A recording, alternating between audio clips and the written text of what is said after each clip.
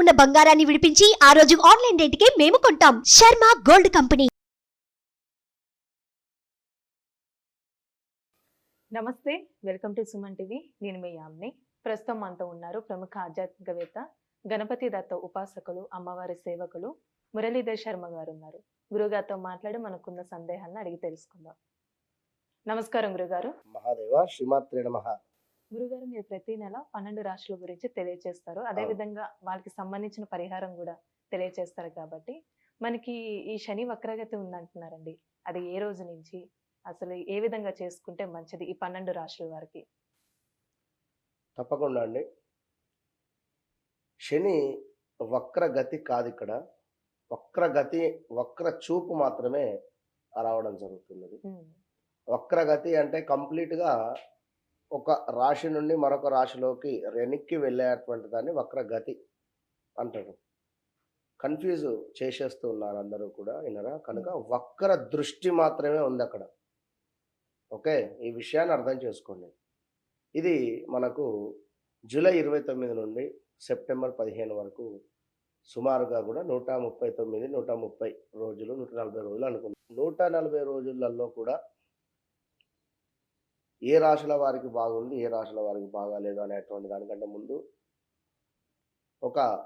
అసలు శని వక్రము వలన కలిగేటువంటి ఉపయోగం ఏమిటి అనేటువంటి విషయాన్ని ఒకసారి తెలుసుకున్నట్టయితే, ఒక ఎగ్జామ్ రాసేటువంటి సందర్భంలో 11 గంటలకు మనకు పరీక్ష ఉన్నది అంటే, మనం 10 గంటలకు ఏ విధంగానైతే హడావిడిగా ఏదో ఒక తెలియని ఒక ఎగ్జైట్మెంటు, ఒక భయము, తొందరగా వెళ్ళాలి, ఒక హాఫ్ అన్ అవర్ ముందే అక్కడికి వెళ్ళిపోవాలి అనేటువంటి ఆలోచన, చకచకా వెళ్ళిపోతాం.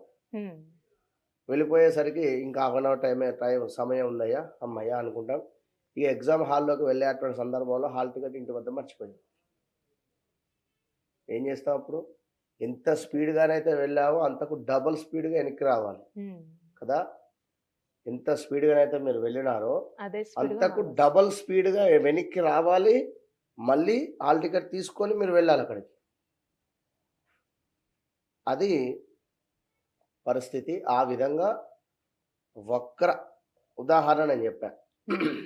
వక్రగతి, వక్ర చూపు, వక్ర దృష్టి 3 రకాలు. కేవలం దృష్టి మాత్రమే. మనం ఇక్కడ ఉన్నాం, పైకి చూస్తాం, సైడ్కు చూడగలుగుతాం, ఇటు సైడ్కు చూడగలుగుతాం. ఓకేనా? జనరల్గా తల తిప్పుకొని చూస్తాం. ఇట్లా కంప్లీట్గా మనం గ్రహము మారడాన్ని వక్రగతి అంటారు. ఇది వక్ర చూపు మాత్రమే. కనుక కొన్ని రాశుల వారికి ఒక బహుమతి ఇచ్చి వెళతాడు, అంతే. ఇది పూర్వజన్మ సుకృతంగా భావన చేసుకొని ఏదో మీకు మిస్ అయింది, ఇచ్చిపోయేటువంటి పరిస్థితి ఉంది. అది ఎవరికి ఏమిటి అనేటువంటి విషయాన్ని ద్వాదశ రాశుల వారికి సంబంధించినటువంటిది పూర్తిగా కూడా మనము ఈ వీడియోలలో 12 రాశుల గురించి తెలుసుకుందాం. గురుగారు, ఈ శని వక్రగతి వల్ల అండి ధనుసు రాశి వారికి ఏ విధంగా ఉంటుంది? తప్పకుండా శని యొక్క వక్ర దృష్టి వలన ఈ యొక్క ధనుస్సు రాశి వారికి ఎట్లా ఉంది అనుకుంటే, వృశ్చిక రాశి తర్వాత ధనస్సు రాశి వారికే నెక్స్ట్ జాక్పాట్. ఇది ఫిక్స్. ఎందుకంటే ఏలినాటి శని నుండి మిమ్మల్ని వెనక్కి ముందుకు వెనుకకు 2016 నుండి 22 దాకా మిమ్మల్ని చాలా ఇబ్బంది పెట్టాడు. 16, 17, 18, 19, 20, 21, 22 కూడా 6-7 సంవత్సరాలు. ఏదన్నా బాగున్నది అనుకుంటే 2022 ఆగస్టు నుండి 2023, 24 జనవరి, ఫిబ్రవరి వరకు మాత్రమే. 23 ఇయర్ మొత్తం చాలా బాగుంది వీరికి. ఎవరికి? ధనుసు రాశి వారికి. మళ్ళీ ఏమైంది? ఇప్పుడు గురువు 6వ స్థానానికి వెళ్ళిండు. 6వ స్థానం అంటేనే శత్రుస్థానము, రోగస్థానము, కొంత ఇబ్బందికరంగా ఉండేటువంటి స్థానం అది. సో బలం ఉండదు ఎక్కువగా. మరి ఇక్కడ అసలు వీరికి ఎట్లా ఉంది అనుకుంటే, ధనుసు రాశి వారికి ఎవరి మూలకంగా అంటే, ఈ యొక్క శని వక్రం తిరిగేటువంటి సందర్భం చేత వీరికి ద్వితీయ భావాన్ని చూస్తున్నారు. రెండో భావం అంటే డబ్బు రావడం. కనుక ఇక్కడ ఎవరైతే డబ్బు కోసం ఎదురు చూస్తున్నారో, ఒక జాక్పాట్ తాకాలని చెప్పి ఎదురు చూస్తున్నారో, లేదా ఇంకా మరొకటి జాబ్ రిలేటెడ్ చేంజెస్ అనుకుంటున్నారో, లేదా ఏదో ఒక మనిషి ఇద్దరు కలిసి ఒక వ్యాపారం చేస్తున్నారు. వెనకాల ఏదో ధనస్సు రాశి వారు వీరిని పుష్ చేస్తున్నారు. ఈ ఇద్దరు మూలకంగా వీరికి ఒక పర్సంటేజ్ వస్తుంది ఇక్కడ. అర్థమైంది కదా? ఇలా ఉండేటువంటి కొంచెం లాభం జరిగే అవకాశం ఉంది. ఉంది.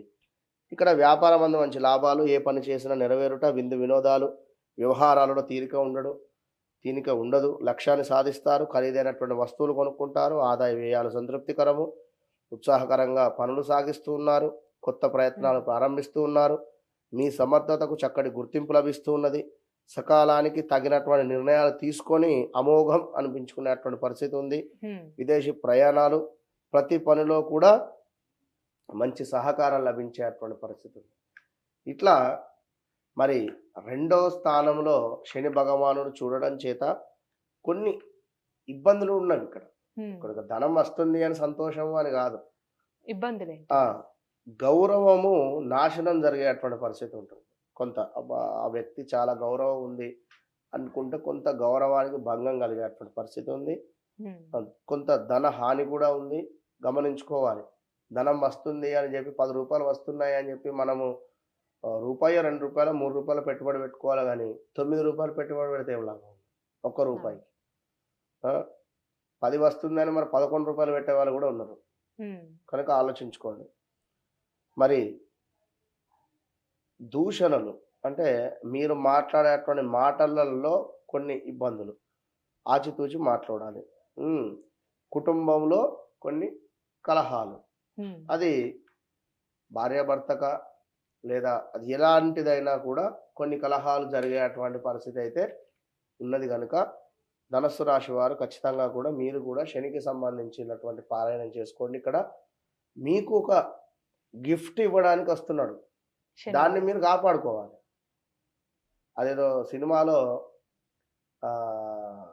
మనుషులు చేసిన అదేదో రవితేజను ఆలి సినిమా అనుకుంటా, అందులో దేవుడు చేసిన మనుషులు అనుకుంటా, అందులో లక్ష్మీదేవి బంగారం మూటను ఆలయం కూడా వారవేస్తే అప్పుడే కళ్ళు మూసుకొని నడవాలి అనుకుంటాడు.